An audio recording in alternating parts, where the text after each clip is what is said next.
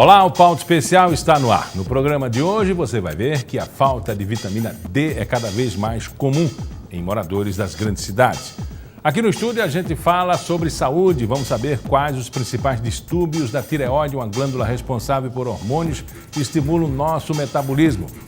A gente ainda vai falar sobre a importância de se aprender bem o português antes de partir para o estudo de uma outra língua.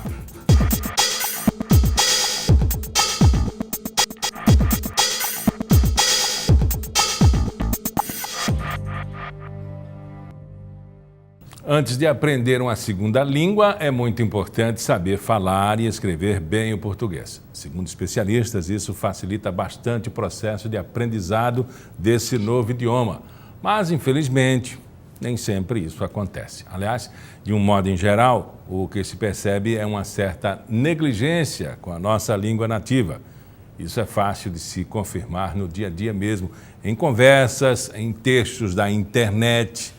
Aqui comigo no estúdio está a Eliane Barbosa, que é professora e diretora da Faculdade de Letras da UFAL, a FALE.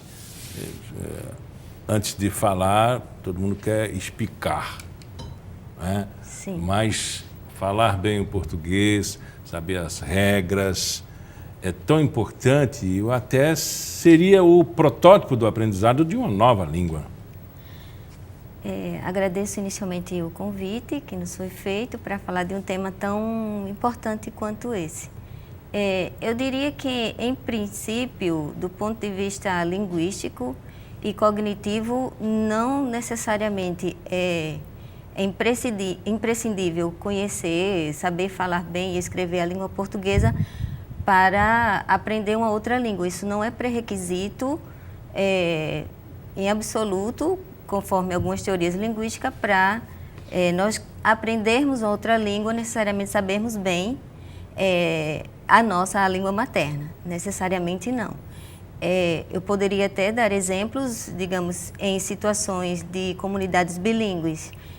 Nós poderemos, o sujeito está passível de aprender, né, está em uma situação que ele pode aprender as duas línguas concomitantemente. Então, não necessariamente ele precisaria aprender uma para poder aprender a outra. E, principalmente, aprender bem a falar e a escrever determinada língua ou a sua língua nativa, né? Uma vez dominando o idioma, não se torna mais fácil saber diferenças e discernir uma e outra e até aplicar regras que em uma língua é aplicada há bastante tempo, não dá uma base para um outro aprendizado, não, conforme a senhora falou, dessa experiência bilíngue? Uhum. Pode contribuir, podemos dizer assim. O aprendiz que sabe, estudou a sua língua, sabe escrever e falar a sua própria língua, ele poderá fazer determinadas comparações, e isso, inclusive, de acordo com alguns teóricos, com alguns linguistas, eu posso até citar um desde muito tempo, Robert Lado, por exemplo, de 1972, que ele já questionava o fato de muitos aprendizes fazerem comparações da sua língua nativa, da sua língua materna, com a língua que ele estava aprendendo, e isso tanto pode ser positivo como negativo, se ele faz comparações em que há divergências entre essas línguas. Então, é um pouco, pode ser considerado uma facilidade enganosa a gente sempre fazer comparações entre a nossa língua com a língua que está se aprendendo, uma outra língua. Professora, o que é mais difícil e quais são as diferenças estabelecidas entre nascer numa nação bilíngue, né, e aprender após adulto na escola? Bom, são dois contextos ou duas modalidades de aprender ou adquirir bem diferentes, né?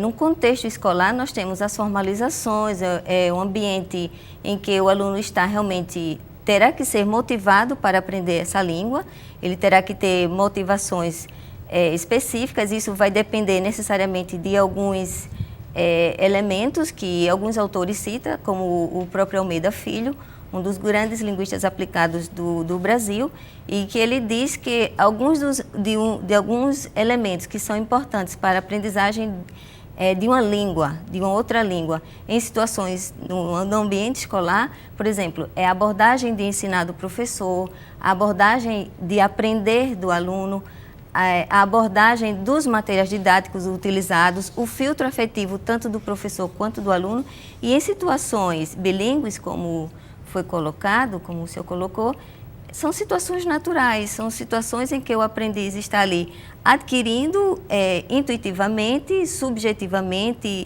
em situações informais, através das interações com os sujeitos daquela língua. Isso é bastante natural, bem diferente da outra situação no ambiente escolar. Explique com propriedade, que a senhora tem como professora, quais são as dificuldades e, às vezes, até expressões que aparecem em determinado idioma e que, dependendo da região, é como se não existisse. Como, por exemplo, expressões do nosso vocabulário nordestinês são totalmente desconhecidas no sul do país e vice-versa. Tem essa complicação no inglês, por exemplo, da Inglaterra com os Estados Unidos ou do francês do Canadá com a França? Sim. Da mesma forma que existem divergências entre a língua num próprio país, não é? Numa própria região, inclusive, nós temos grandes diferenças também, variações lexicais, variações de expressões idiomáticas e, às vezes, até diferenças na sintaxe, em uso de pronomes. Por exemplo, no espanhol, eu posso citar o exemplo do voseu, na Argentina e em outros países da América do Sul, que na Espanha não é utilizado. Eu digo, vos sos estudiante, vos sos professor. E na Espanha eu não uso esse vos, eu uso tu, ou então usted, na forma de algo tratamento parecido formal. Com o Rio Grande do Sul, que tu, lá o tu é Exato. muito usado. Então, nós teremos sempre em países que falam a mesma língua, em princípio, mas terão, sim, suas diferenças lexicais, morfológicas em algumas situações, e sintáticas, né, como essa questão dos pronomes, de uso de pronomes, e expressões idiomáticas também. São as chamadas variações linguísticas que toda língua tem. E o português também deve ter também esse tipo de situação, porque em Angola é de um jeito, em Portugal é Exatamente. de outro, no Brasil também é de outro, Isso. né? Tanto é que se encontram para unificar a língua e me parece que torna tão difícil, né, o processo. Isso, exatamente. A senhora acha que é necessário realmente esses encontros, como que aconteceu na língua portuguesa, para unificação, a Inglaterra, os Estados Unidos, o Canadá, a França e coisas que a gente já usou aqui na entrevista, seria necessário para dar uma unidade ao idioma?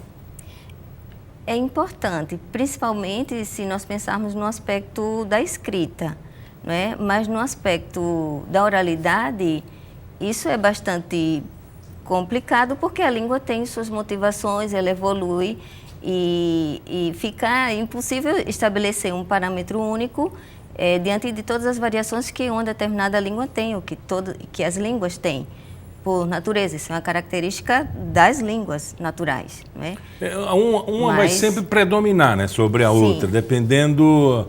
O que, por exemplo? Por que uma língua predomina sobre a outra?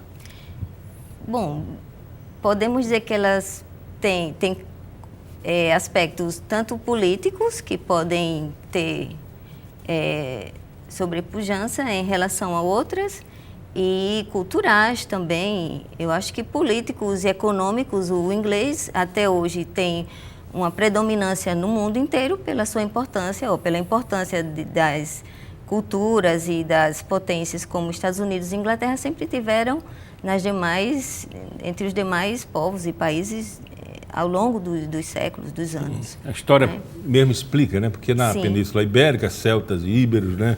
Eles predominavam até na língua, a Itália, os romanos, gregos. no Brasil, Tupi-Guarani, né? Isso. A chegada de portugueses, holandeses, franceses. E eles buscam justamente a cultura, a economia, a política dominante vai sempre buscar privar, de certa forma, eu não diria privar, mas limitar o uso, como aconteceu no Brasil, né? Porque nós perdemos centenas de línguas indígenas, porque o colonizador, infelizmente, obrigou aos nossos nativos a falarem o português. E eles, com o passar do tempo, foram deixando de falar, sendo privados a falar a sua própria língua.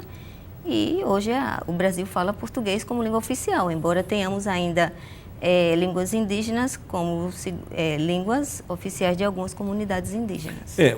A senhora acredita que, como pregam alguns teóricos e outros visionários, que uma língua possa predominar no mundo, por exemplo, o Esperanto?